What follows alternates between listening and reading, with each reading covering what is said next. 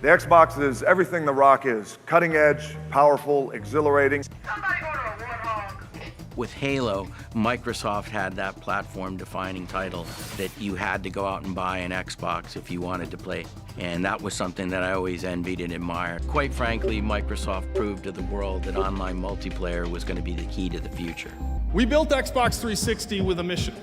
Next holiday, Xbox Series X will lead us into the future of console gaming.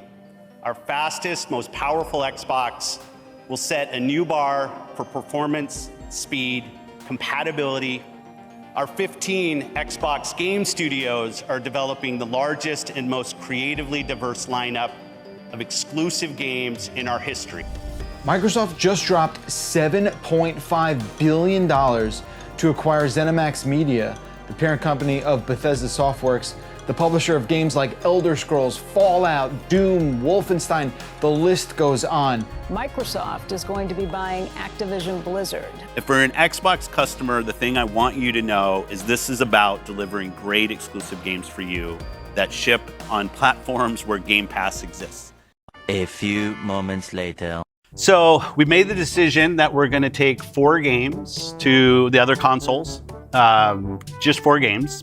Can we say if either of those titles are Starfield or Indiana Jones? They are not Starfield or Indiana Jones. More moments later.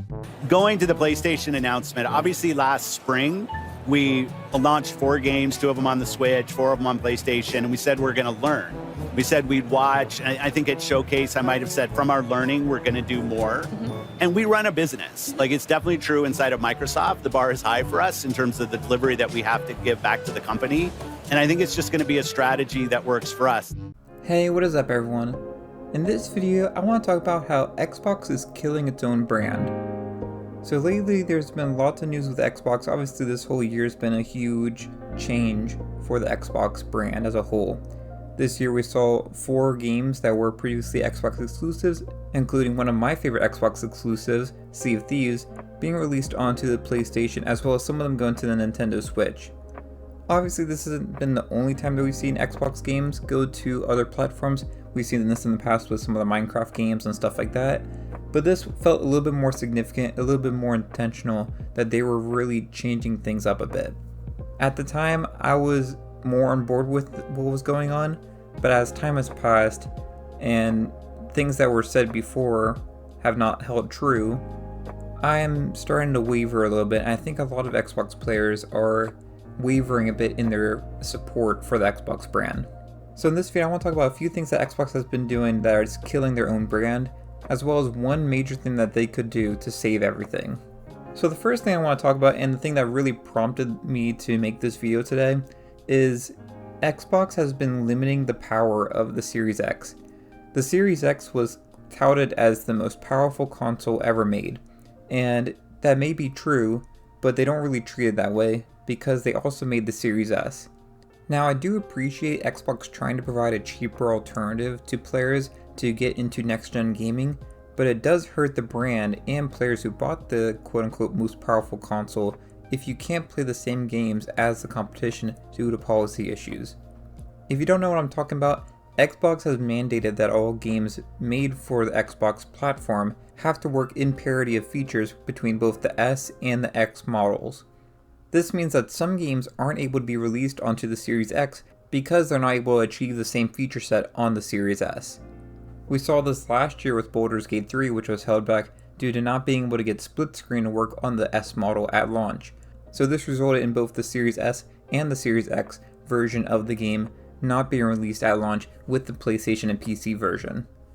Obviously, this is terrible for Xbox players because that was kind of the breakout hit of last year. I think if it wasn't the game of the year, it definitely was one of the games of the year because everyone I knew was talking about that game. Another example, and the thing that really prompted me to talk about this because it's kind of surprising that it happened again around the same time of year actually as Baldur's Gate 3 from the year before, this is with Black Myth Wukong. Now, I'm not really familiar with this game, but this also is not being released on Xbox yet. It's a delayed release, just like Baldur's Gate 3 was, because of optimization issues on the S model, which held back both the S and the X version of the game. So this is another game that is seeing major success on PlayStation as well as on PC, but it could have been on the Xbox Series X, but it's not because it's not able to run on the Series S currently. This puts PC and PlayStation in a far better position just due to having games at launch that aren't even part of an exclusivity deal. It used to be back in the day that PlayStation had to pay a bunch of money to keep games away from Xbox. Now all they have to do is just do nothing essentially, because Xbox is killing themselves by holding all the developers to this outrageous standard. As an Xbox player, you just can't rely on big new games coming out on your console on the same day as other platforms, which makes you question, why do you even have a next-gen console, even the one that's quote-unquote the most powerful console ever made, if it can't even play the games that are on other platforms? And sadly for Xbox, these are probably the most talked about games that are in the industry right now. Baldur's Gate 3 was a huge topic last year, and Black Myth Wukong has been in the news a ton lately because of how successful it's been. Xbox is only making things worse for themselves when they basically decide to release most of, if not all of their games onto PlayStation. To be clear, I'm actually for releasing live service exclusives on PlayStation, like Sea of Thieves or Halo, since these kinds of releases can really help expand the player base of those games and keep those games running longer. Live service games depend on active players to be playing the game, and what you really want is as many players as you can get for these type of games. It also allows for friends to continue playing together despite not having the same console. I have friends that I play Fortnite with and other games like that are on PlayStation, and now I'm being able to try to convince them to get on Sea of Thieves now that it's available on the PlayStation platform. So I don't have an issue with live service games being brought over to PlayStation. The issue for me comes with single player games, like the upcoming Indiana Jones, which only months ago was promised to stay exclusive, and that turned out to be a lie. When we had a few months ago when Sea of Thieves and the other 3 games that were releasing onto PlayStation and the Nintendo Switch, they specifically said that Indiana Jones and Starfield, they did not have any plans for those games to come to PlayStation. Now, only a few months later, they are saying that Indiana Jones is coming to PlayStation only a few months after it releases later this year. Now, if you don't know anything about game development, it's not just a switch that you flick on like say, oh, we're on PlayStation now. It takes a good amount of time of development work for a game to be able to go onto other platforms. You have to change basically all the UI for all the different things. You have to code it to work properly with that console and do all sorts of other stuff, as well as just dealing with other PlayStation specific stuff. So it's not just like an easy switch that they can do.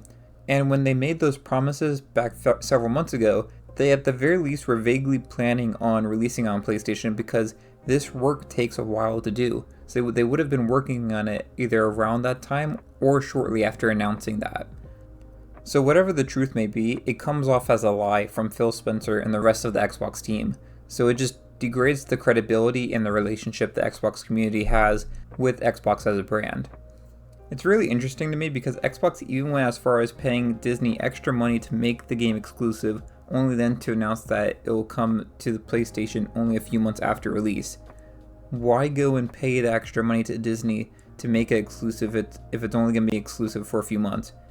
In my opinion, a few months of exclusivity really doesn't matter in the grand scheme of things.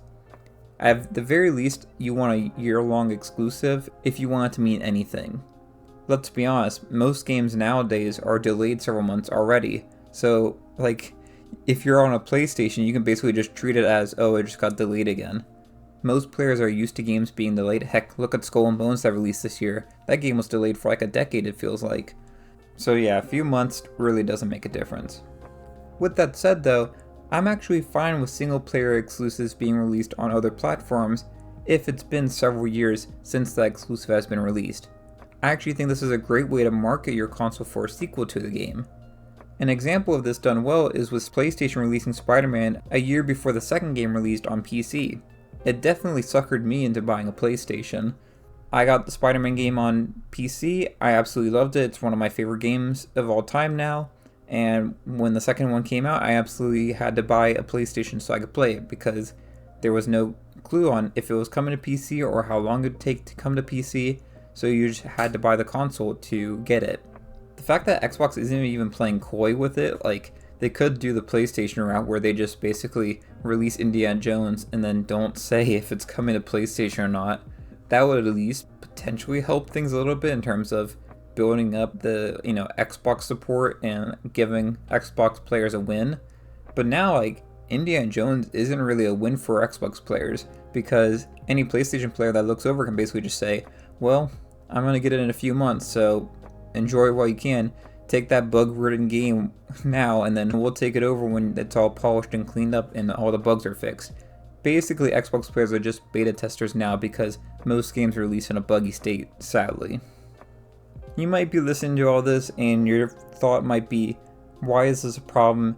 We should want all games available on all platforms, everyone should be able to enjoy it, blah blah blah.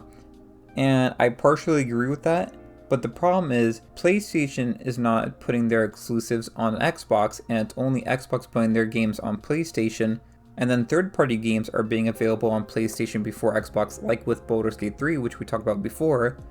Then what's the point of having an Xbox? If PlayStation has all the games, their own exclusive games, Xbox games, and third-party games, then there's really no reason to have an Xbox. Now, the selling factor for an Xbox used to be some of the good exclusives that they had, such as Gears of War or Halo, or for me, Sea of Thieves, and they had Game Pass. Game Pass was a great service, but now Game Pass on Xbox costs $20 a month. After 2 to 3 months, I could buy the game I wanted for that same price that I paid for in the monthly subscription. The price just doesn't make sense to me as someone who only plays a handful of games at a time. This is even worse given the fact that if you did still want Game Pass, you could get it on PC for cheaper. It's only $10 a month on there, and you have access to far more games due to it just being on a PC. So the Xbox isn't even the best place for their own service. So if you really just want to have the Xbox Game Pass, you should get a PC and you'll have a much better experience playing on there. As someone who loves Xbox, I think they have some really great games with Sea of Thieves and Halo, as well as having one of my favorite products ever with the Elite controller, which I stand by saying is the best controller ever made. But despite this, I don't own an Xbox. I own a PC and a PlayStation. It's pretty simple. PlayStation has the games players want, even the ones from Xbox. There's no benefit to having an Xbox console. However, one thing they should have done, and would make myself and probably many others more interested in buying an Xbox, is to remove the subscription for online multiplayer. It's 2024, why the heck can I play Fortnite for free on my Xbox, but not Sea of Thieves, which is owned by Xbox? Online multiplayer should just be a standard feature of any console or any device. Xbox is also in a really good position to do this. They could announce this before the holidays and say they want to help consumers with the rising cost of inflation by removing this cost and making gaming more accessible and blah blah blah. It would give them a massive PR boost and would become the go-to console for families that are tight on money. I think Xbox can swallow the cost of this in place of Game Pass. PlayStation is far more reliant on the online multiplayer subscription as opposed to Xbox. If Xbox were to focus on their Game Pass service, as well as the 30% that they get from game sales in their store, it would hopefully balance out with an increased player count driven by this change. I know for me personally, I would have bought an Xbox to play in bed or just any other time I don't want to play on my PC if I didn't have to pay for online access. While some may push back and say that they need the online multiplayer revenue, I would ask, how long can they do that for while they keep driving away players? We may potentially only see one more console from Xbox if they keep going down this route, which would be a real shame because the Xbox is actually a great console with some of the best controllers ever made. If the Xbox was to strike now with something bold like removing online subscription, then I think there's still hope for the brand. Even if you're a PlayStation fan, you should want Xbox to be strong so that it encourages PlayStation to keep innovating and also not to become too greedy. Or at least not more greedy than they already are. But that's my ramble on why Xbox is killing their own brand and how they can save it. If you enjoyed this video, it'd be great if you hit the like and subscribe, and let me know in the comments below, what do you think about Xbox? Do you have an Xbox? Are you on PC or PlayStation? Do you agree with anything that I said or do you disagree? Let me know all your thoughts down there. But if you enjoyed this video, it'd be great if you hit the like and subscribe. And until next time, thanks for watching and I'll see y'all later. Bye y'all.